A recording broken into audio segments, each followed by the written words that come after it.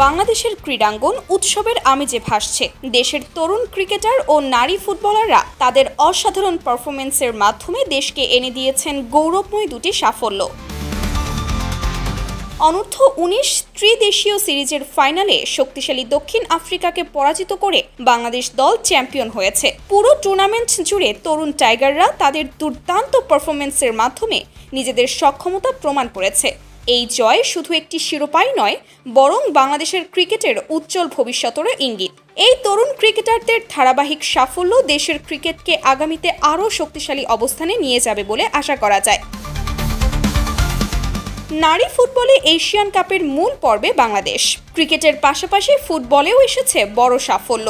নারী ফুটবল দল অনূর্ধ্ব ২০ এশিয়ান কাপের মূল পর্বে জায়গা করে নিয়েছে।